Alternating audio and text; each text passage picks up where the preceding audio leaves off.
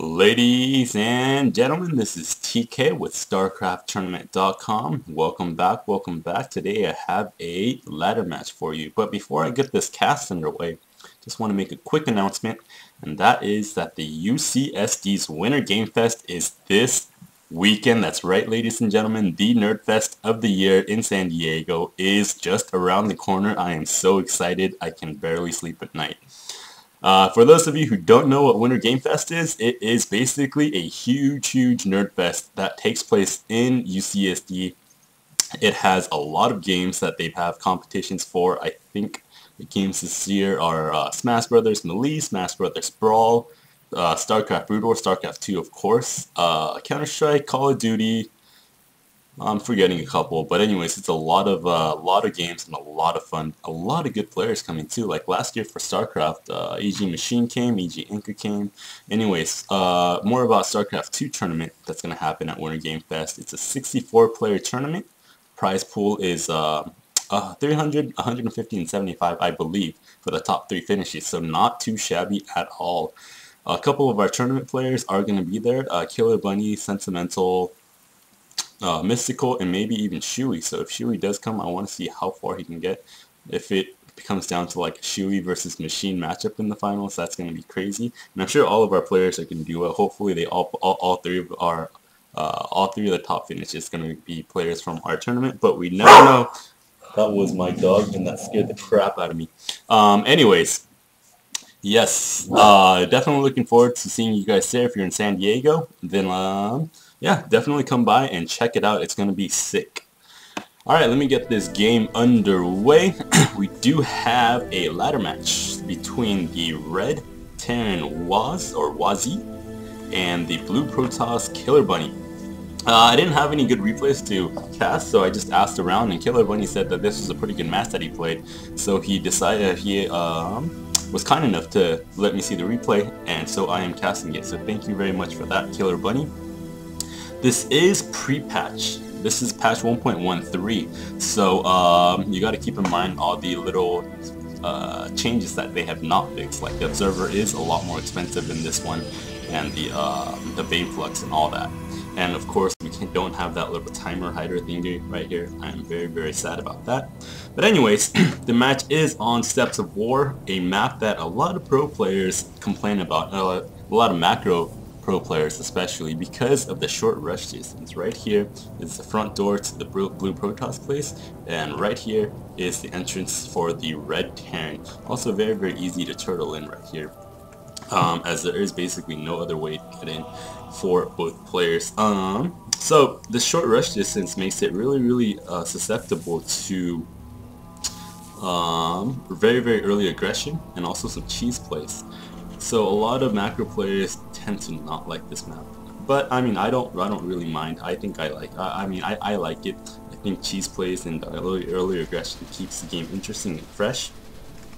But this map is being taken out of the GSL, so it won't be played on GSL next season anymore.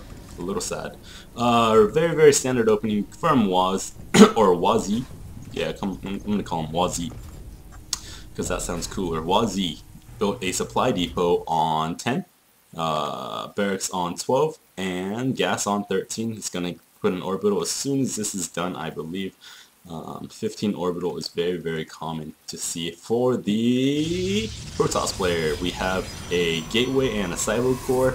Very standard play coming out. So we do see a tech lab on that barracks. That's what the that's what the gas is for. Probably going to see some early Marauder play, as early Marauders, especially with Stim, very devastating against Protoss. We do see the orbital command is going up at 15, so very standard play. Let's see, Marauder, yes, and Concussive Shell is probably coming up, or Stim. It depends on the type of player, but Concussive Shell you don't have to micro as hard, but Stim can do a lot of damage really fast, especially in the early stages.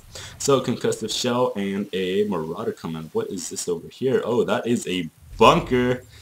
WaZ, you little sneaky bastard. But, oh, KillerBunny queuing up a pylon right here. He's going to definitely see that. He does see that. He's like, what the heck is this going on right here? So relieved that there is nothing in that bunker at this moment, and that probe is going to work on that SCV. SCV is halting production, but gets surrounded, does not use the mineral trick and goes down. He should be focusing down this bunker instead of that one. Yes, he is. And WaZ salvaging this bunker and that Marauder. It's like, oh, okay, since there's that many probes and a Stalker there, I'm just gonna go back home and just chill out for a while. As we see an expansion being queued up for WaZ. Marine and Marauder tag team to take out that probe. That's a very, very early expansion, but very good job by KillerBunny to spot that. That could have been devastating for KillerBunny if he did not spot that. But anyways, Saibo, Warp Gate going up, another, no! I thought that was another gateway, but that is a early robotics facility. He did get the 2 gas very, very early. I'm sorry, I was focusing on the Terran base. I should have been focusing a little bit more on the Protoss base. But he did get 2 gas early up, which can support a early robo play.